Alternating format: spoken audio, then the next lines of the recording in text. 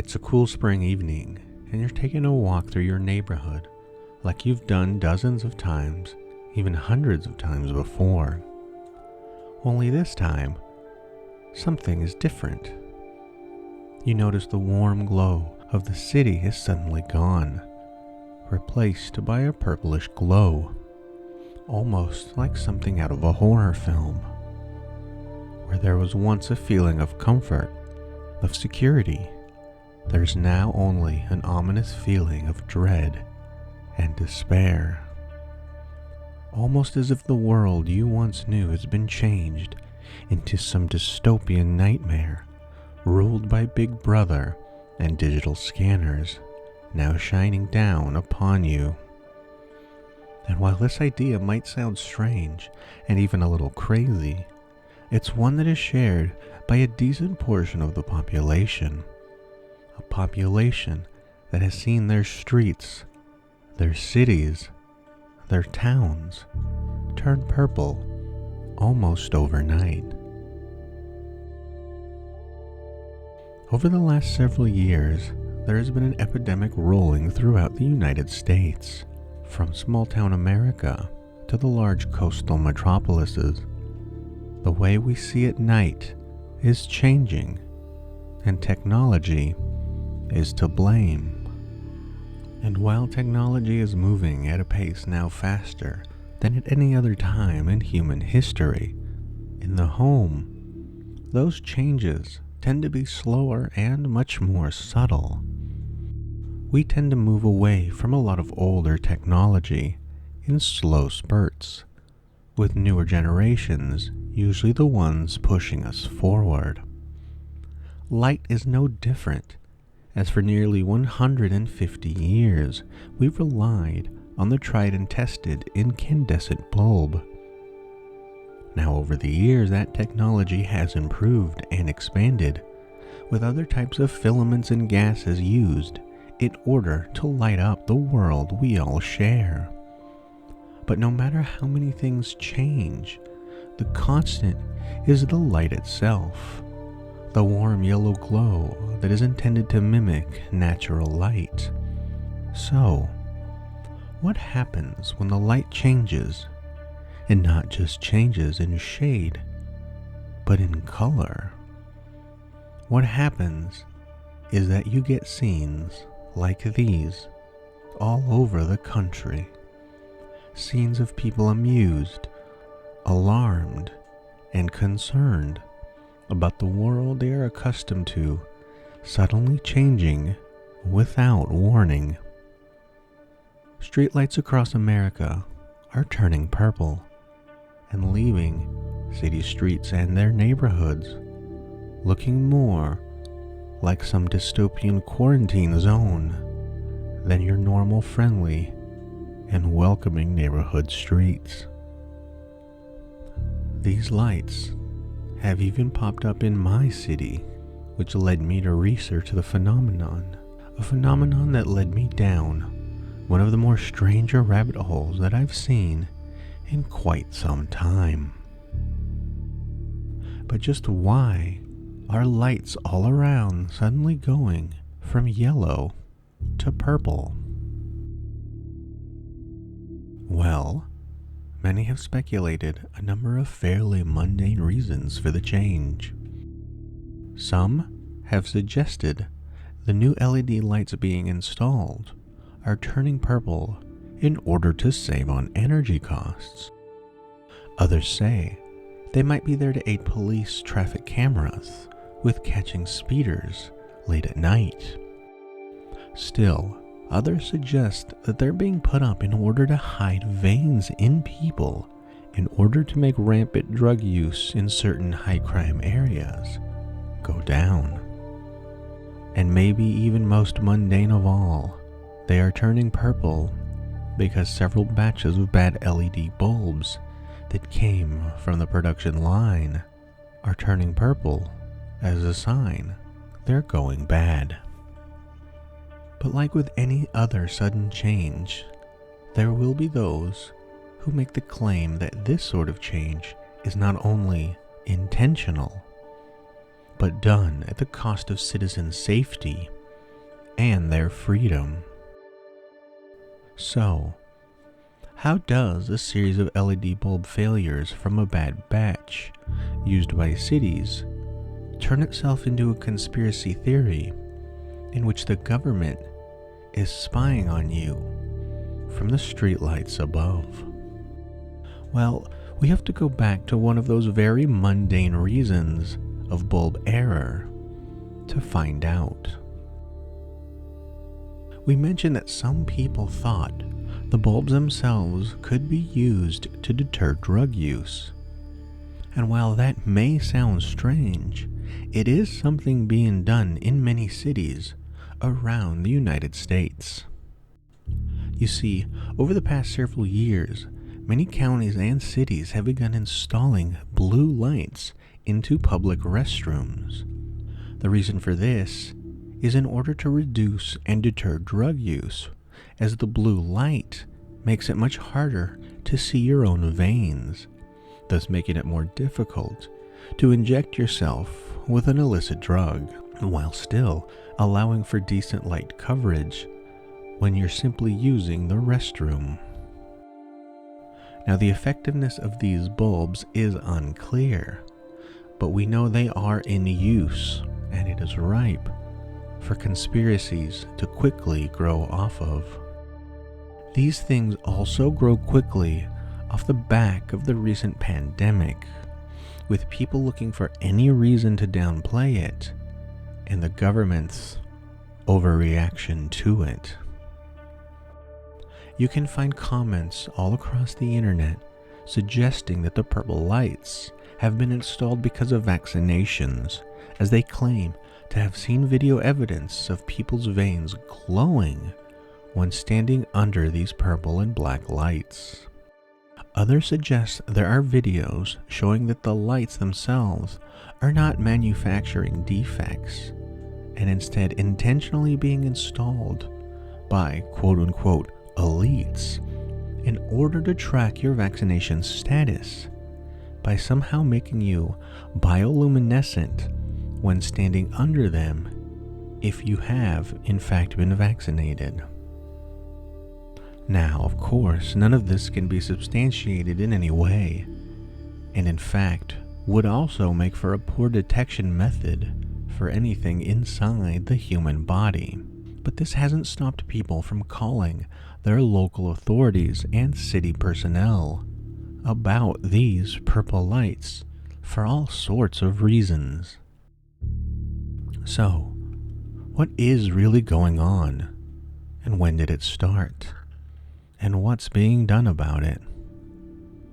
Well, it seems reports and sightings of the purple lights stretch back as far as 2020. It seems that it has nothing to do with some 5G radiation or anything nefarious. Rather, it's actually so mundane that it's no wonder it took off, because the answer isn't quite as interesting. But that isn't to say that it's nothing to be concerned about. In fact, it is fairly worrying, but not for the reasons you may think. Adam Rogers, writing out of Business Insider, states that the purple light issue is, quote, a mood indigo check engine light on the entire infrastructure of modernity. Going back to what we talked about earlier in this video, the light bulb has been an integral part of humanity's evolution into the modern world. Once that switch was flipped, humanity was no longer hindered by the sun with regards to progress. The world no longer shut down as the sun set over the horizon. In the 2000s, modern LEDs were being installed all across the country, with them settling on 4000K on the color code of white light for those bulbs. This color is more or less right in line with modern car LED headlights and provide a wide light that is bright and, most importantly, comes from the cheapest LEDs to manufacture. This is why slowly, over the years, that warm yellow glow of the city and of the neighborhood has been slowly phased out. The idea of a warm spring evening stroll is now more of a memory at this point, used in films and televisions to help show us an age now long since past, whether we're aware of it or not. But like stated before, change comes slowly, and with 20 years to fully roll out LED lights in street lamps, most of us were completely unaware of the change happening around us. And for those that were, we simply got used to it. Just like every other lighting change throughout history, society adapted to it. Sandy Eisenstadt, an art and architecture historian at the University of Delaware, says it best. The introduction of every new lighting technology caused a lot of consternation until people got used to it. The change in the glow of white light from warmer to whiter did change things, but people adapted as the light was still the same, only shifting from one end of its spectrum to the other. But when that light changes color to, say, purple almost overnight, people not only notice, but it affects their perception of the world around them. But why are these LEDs turning purple? And why did it seem to happen so rapidly over the course of only a few years? You see, over the past decade, just after the push for cities and towns moving to LED technology to light their spaces, the LED light business itself changed. Where there were once several manufacturers and companies making LED lights for clients of all types, including government contracts for cities, there is now really only one major player left in Acuity Brands. Acuity Brands rules the LED space in the United States, with 90% of its worldwide sales coming from the US. And, like with any other sector, there is only now one major player providing parts, so when something goes wrong upstream, it will affect everything downstream sooner or later. And this was the case with Acuity Brands between 2017 and 2019. The technology behind the LED system is pretty simple, and the chips that produce the light themselves are extremely reliable. What isn't as reliable comes in the form of the light housing itself. And here's where we get into a little bit of science and how these LEDs work. You see, there was a breakthrough in LED technology when it was discovered that you did not need red and green in order to make white light. Essentially, they found a way to remove the RG from RGB and still create a bright white light. But how is this possible, as those colors are essential in creating white light? Well, it turns out that you can simply use an incredibly cheap blue LED and simply place it under a ceramic and glass lens that has been injected with a yellow phosphor. From then, manufacturers could then take a cheap blue LED, wrap it in their own specialized housing, and sell it around the world for incredibly low costs. So why did they go purple? Well, both cities and Acuity Brands itself haven't said a lot on the matter, choosing simply to hope ignoring the issue would make it go away. And unfortunately, it's this quiet that has led to conspiracy theories popping up all over the internet over the past several years.